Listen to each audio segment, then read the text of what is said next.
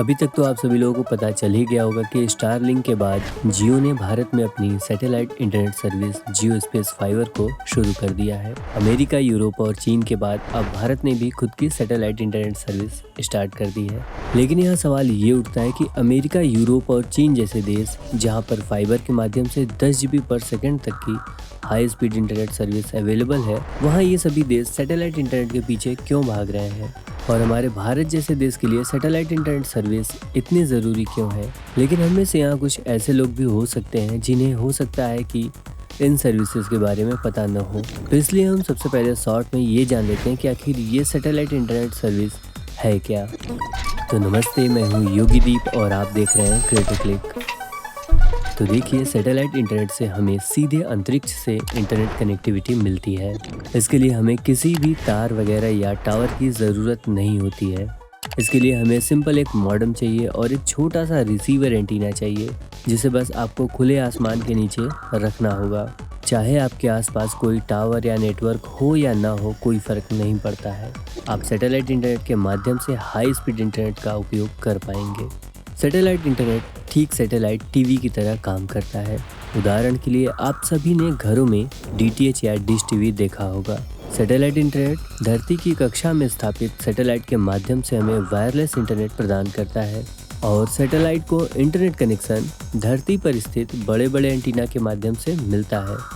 धरती पर लगे ये विशालकाय high speed antennas internet signal को रेडियो वेव्स के माध्यम से सैटेलाइट तक भेजते हैं और वह सैटेलाइट दोबारा यूज़र तक डाटा को ट्रांसमिट करता है, जैसा कि यहाँ पर आप देख पा रहे हैं। कहीं कहीं तो लेज़र बीम्स का भी यूज़ किया जाता है। अब जानते हैं कि अमेरिका, यूरोप और चीन जैसे देश सैटेलाइट इंटरनेट के पीछे क्यों भाग रहे हैं। देखिए, दूसरे देशों में स्टारलिंक जैसी कंपनियां सैटेलाइट इंटरनेट सर्विस को बहुत पहले से ही दे रही हैं और स्टारलिंक भारत में भी अपनी सर्विस शुरू करना चाहता था, लेकिन भारत सरकार ने स्टारलिंक को अभी तक लाइसेंस ही नहीं दिया है। और भारत सरकार ने ऐसा क्यों किया, ये भी आपको आगे वीडियो में पता चलेगा। तो देखिए, सैटेलाइट इंटरनेट एक बहुत ही एडवांस टेक्नोलॉजी है और इसे बनाने का खर्च भी बहुत ज़्यादा आता है। सैटेलाइट इंटरनेट के फ़ायदे तो अनगिनत हैं और इसके कुछ नुकसान भी हैं, वो भी हम आगे वीडियो में जानेंगे।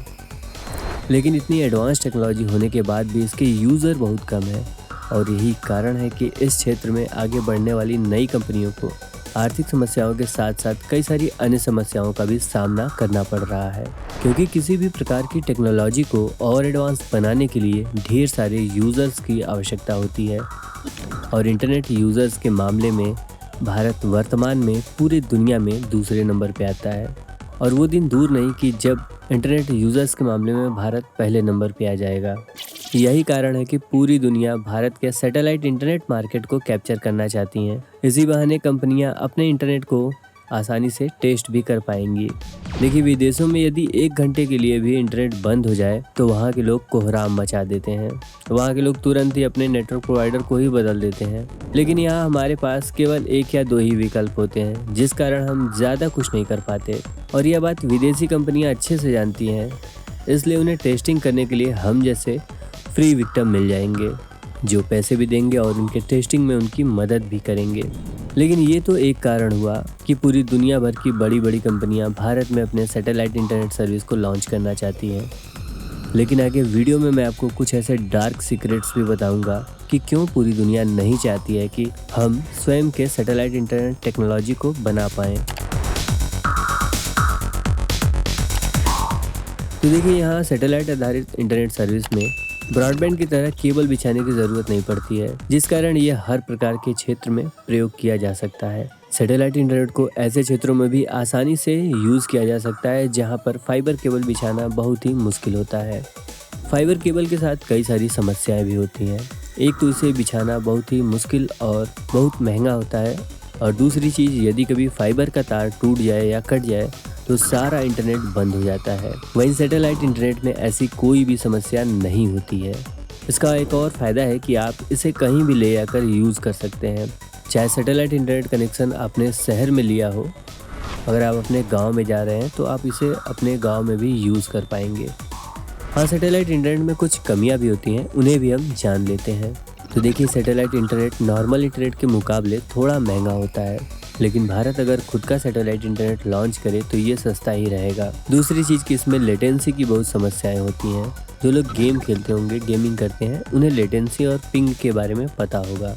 इसके साथ साथ खराब मौसम और ऐसे समय जब आसमान में बहुत ढेर सारे बादल हों, तब हो सकता है कि आपको सामान्य से कम इंटरनेट स्पीड मिले, आपकी इंटरनेट स्पीड थोड़ी स्लो हो जाए।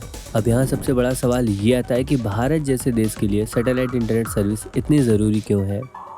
जैसा कि मैंने आपको बताया, भारत दुनिया का दूसरा सबसे बड़ा इंटरनेट यूज़ करने वाला देश है, तो जाहिर सी बात है यहाँ पर दुनिया भर के सैटेलाइट इंटरनेट सर्विस देने वाली कंपनियाँ अपने सर्विस को लॉन्च करना चाहती हैं, क्योंकि जो कंपनी सबसे पहले भारत के सैटेलाइट इंटरनेट मार्केट को कैप्चर करेगी वो सबसे ज़्यादा मुनाफा बनाएगी। क्योंकि अभी पूरे दुनिया में गिनी चुनी 2-3 कंपनियां ही ऐसी हैं जो दुनिया भर में सैटेलाइट इंटरनेट सर्विस प्रोवाइड कराती हैं। ऐसे में यदि कोई ऐसी कंपनी भारत में आ जाए जो वर्तमान कंपनियों से कम दाम में इंटरनेट प्रोवाइड करा दे, तो भारत की सभी इंटरनेट कंपनियां रातों रात डूबने लगेंगी। यहाँ आप जियो का उदाहरण ले सकते हैं कि कैसे जियो के आते ही रातों रात छोटी मोटी टेलीकॉम कंपनियां समाप्त हो गई। लेकिन हमारी वर्तमान सरकार मेड इन इंडिया और मेक इन इंडिया पर फोकस किए हुए है, और यही कारण है कि अभी तक हमारे पास खुद की स्वदेशी इंटरनेट आधारित सैटेलाइट नहीं है, क्योंकि इसे बिल्ड करने में टाइम लगता है। देखिए, पूरी दुनिया ये जानती है कि भारत कितने कम कीमत में पावरफुल सैटेलाइट अंतरिक्ष में लॉन्च करता है, जिसका एग्जाम्पल आप चंद्रयान और मिशन मंगल के माध्यम से ले सकते हैं। पूरी दुनिया ये जानती है कि अगर भारत ने स्वयं का सैटेलाइट इंटरनेट बना लिया, जो कि भारत जल्दी बना लेगा, तो ऐसे में पूरी दुनिया भर को सस्ते में इंटरनेट मिलने लगेगी, जिस कारण दुनिया भर की बड़ी बड़ी कंपनियों को बहुत ही ज़्यादा नुकसान हो सकता है। ऐसे में सैटेलाइट इंटरनेट के क्षेत्र में भारत आने वाले समय में पूरी दुनिया पर राज कर सकता है। लेकिन वर्तमान सरकार विदेशी कंपनियों को भारत में सैटेलाइट इंटरनेट सर्विस शुरू करने क्यों नहीं दे रही है? तो देखिए, इसके पीछे भी एक बहुत बड़ा कारण है, और वो है साइबर सिक्योरिटी। क्योंकि जैसा आप जान चुके हैं कि सैटेलाइट इंटरनेट डायरेक्ट अंतरिक्ष से धरती पर सिग्नल भेजता है, जिस कारण केवल सैटेलाइट इंटरनेट प्रोवाइडर के पास ही सबसे ज़्यादा कंट्रोल होगा। ऐसे में यदि भारत सरकार किसी वेबसाइट पर बैन लगाती है तो सबसे पहले भारत सरकार को उस कंपनी को सूचना देना होगा। इसके साथ ही सरकार को ये कभी पता नहीं चल पाएगा कि थर्ड पार्टी इंटरनेट के माध्यम से क्या क्या किया जा रहा है, और भारत सरकार के पास इंटरनेट का कंट्रोल भी नहीं रहेगा। क्योंकि वर्तमान में हम जिस फाइबर आधारित इंटरनेट का यूज़ कर रहे हैं, उसके माध्यम से भारत सरकार को हर एक गतिविधि की जानकारी मिलती रहती है। आप सुबह से शाम तक किन किन वेबसाइट को विजिट करते हैं, आप इंटरनेट पे क्या देख रहे हैं, सरकार को इन सभी चीज़ों के बारे में जानकारी होती है। लेकिन सैटेलाइट इंटरनेट में ऐसा नहीं हो पाएगा, इसलिए भारत सरकार स्वयं के स्वदेशी सैटेलाइट इंटरनेट सर्विस पे काम कर रही है। हालांकि जियो ने अपने स्पेस फाइबर सर्विस को लॉन्च कर दिया है, जिसके माध्यम से अब हम सभी लोग सैटेलाइट इंटरनेट का उपयोग कर पाएंगे। जियो ने शीश या सेस नामक कंपनी के साथ मिलकर अपने जियो स्पेस फाइबर प्रोग्राम को लॉन्च किया है। ये जियो और सेस दोनों कंपनियों का एक ज्वाइंट वेंचर प्रोग्राम है, जहां जियो की 51% हिस्सेदारी है, वहीं सेस कंपनी की 49% हिस्सेदारी है। यहाँ जियो ने अपने स्पेस फाइबर सर्विस के लिए सेस कंपनी के O3b mPOWER जैसे एडवांस मीडियम अर्थ ऑर्बिटर सैटेलाइट के साथ साथ जियो स्टेशनरी सैटेलाइट का भी प्रयोग किया है। इसके साथ ही एयरटेल और वनवेव मिलकर सैटेलाइट इंटरनेट सर्विस शुरू करने की तैयारी कर रहे हैं, और अमेज़न ने भी अपने सैटेलाइट प्रोजेक्ट पे काम करना शुरू कर दिया है। जल्द ही ये भारत में सैटेलाइट इंटरनेट सर्विस शुरू करने की तैयारी में है। तो आशा करता हूँ ये वीडियो आपके लिए नॉलेजफुल रहा होगा। आगे ऐसे ही और वीडियोस को देखना चाहते हैं तो चैनल को सब्सक्राइब करके बेल आइकन को इनेबल कर लें, और इस वीडियो के बारे में आपकी क्या राय है नीचे कमेंट में हमें ज़रूर बताएं। बाकी वीडियो पसंद आए तो उसे लाइक और शेयर भी कर दें। तो जल्दी ही मिलते हैं एक ऐसे ही इंटरेस्टिंग वीडियो के साथ। तब तक के लिए शुभ दिन, नमस्ते।